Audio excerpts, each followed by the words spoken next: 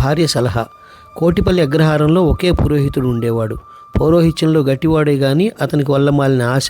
చుట్టుపట్ల అందరూ అవసరం పడినప్పుడల్లా అతన్నే పిలిచేవారు. అవతలి వాళ్ళు ఉన్నవారైనా లేనివారైనా ఈ పురోహితుడు అందరి వద్ద ఒకే విధంగా డబ్బు పుచ్చుకునేవాడు. అందరినీ పీడించి గోదానాలు పట్టేవాడు.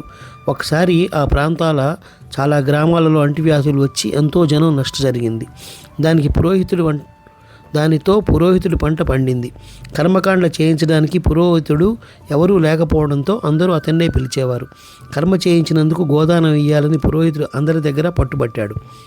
గోదానం ఇయ్యకపోతే కర్మ నిలిచిపోతుందని భయపడి ప్రతి ఒక్కరూ ఏ గొడ్డుబోతు ఆవునో ఎండిపోయిన ఆవునో ఆయనకు దానం ఇచ్చారు. అలా వచ్చిన పనికిమాలిన ఆవులన్నింటినీ ఆయన శ్రమపడి ఇంటికి తోలుకు వచ్చేవాడు. కొద్ది రోజులలో పురోహితుడి దొడ్డి అంతా ఆవులతో నిండిపోయింది. కానీ ఈ పురోహితుడికి పెద్ద సమస్య ఏర్పడింది. అన్ని ఆవులను ఎలా మేపడం, వాటికి మేత ఎక్కడి నుండి తేవడం. ముందు ఆ ఆవులు వర్షానికి తడవకుండా పెద్ద పాక ఒకటి వేయవలసి వచ్చింది. ఆ పాక వేయడానికి పురోహితుడు కూడబెట్టిన డబ్బులో బోలెడంత ఖర్చు అయింది. ఆవులకు మేత కొని వేయాలంటే చాలా ఖర్చు అవుతోంది. మేత సరిగ్గా లేకపోతే అవి చస్తాయి. తనకు గుహత్యా పాతకం చుట్టుకుంటుంది. అందుచేత పురోహితుడు తానే వాటిని అన్నింటినీ మేతకు తోలుకుసాగాడు. ఈ పని మీద వేసుకున్న తర్వాత పౌరోహిత్యం సాగలేదు. కాలక్రమాన అతనికి తాను ఉభయభ్రష్టుడైనట్టు స్పష్టమైంది. ఎంతకాలం మేపినా ఒక్క ఆవు కూడా పాలియదు.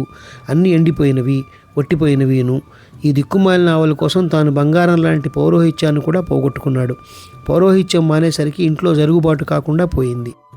తాను పౌరోహిత్యం మాని పశువుల కాపరి అయ్యాడే గాని అందువల్ల అన్ని విధాలా నష్టమే వచ్చింది. పోనీ ఎవరన్నా కుర్రవాడిని ఆవులను కాయడానికి పెట్టుకుందామంటే వాడికి కనీసం 3 పూట్ల తిండి అయినా పెట్టాలి. పురోహితుడి భార్య రోగిష్టిది. వాడికి వండి పెట్టడం తన వల్ల కాదని ఆమె చెప్పేసింది. గత్యంతరం లేక పురోహితుడు తాను పెట్టుకున్న కుర్రవాడికి తానే వండి పెట్టుకుంటూ కొంతకాలం గడిపాడు. ఆవులు పాలిచ్చేవి కాకపోవడంతో ఆయన ఎంత శ్రమ పడినా అంతా బూడిదలో పోసిన పన్నీర్ అయింది. భగవంతుడా, నిక్షేపంగా పౌరోహిత్యం చేసుకుని బతుకుతున్న వాడికి ఎన్ని కష్టాలు తెచ్చిపెట్టావురా అని ఆయన దేవుణ్ణి తిట్టిపోసేవాడు. తన దురాశే తన కష్టాలన్నిటికీ మూలమని ఆ మానవుడు గ్రహించలేదు. అయితే అతన్ని ఈ కష్టాల నుంచి బయటపడేసింది ఆయన భార్యే. ఆమె చాలా తెలివిగలది. కొన్నాళ్లుగా ఆమె భర్త పడుతున్న పాటలను గమనిస్తూనే ఉన్నది. మీరు ఇలా దిగులు పడితే ఏమీ ప్రయోజనం ఉండదు. నేను ఒక ఉపాయం చెబుతాను, అలా చెయ్యండి, మీ కష్టాలు గట్టెక్కుతాయి అన్నది ఆమె పురోహితుడితో. చెప్పు, అలాగే చేద్దామన్నాడు పురోహితుడు. చూడండి, ఈ పనికిమాలిన ఆవులన్నింటినీ వచ్చినంత ధరకు అమ్మేయండి. ఆ డబ్బుతో 2 సేర్లు పాలు ఇచ్చే మంచి ఆవులను 2 కొనండి.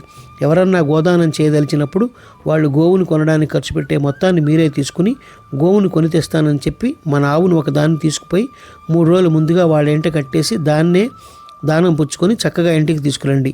ఆవులతో మనకు చక్కగా బోలెడంత డబ్బు వస్తుంది. ఇంట్లో పాడి ఉంటుంది. వాటి మేత పోషణ ఒక సమస్య కాదు అన్నది పురోహితుడి భార్య. ఈ మాట వినగానే పురోహితుడికి ప్రాణం లేచి వచ్చింది. ఆయన పనికిమాలిన ఆవులను అమ్మేసేసి తర్వాత భార్య చెప్పినట్టుగా 2 మంచి పాడి ఆవులను కొని వాటి మీద బోలెడంత డబ్బు సంపాదిస్తూ నిర్విఘ్నంగా పౌరోహిత్యం చేసుకుంటూ బతికాడు.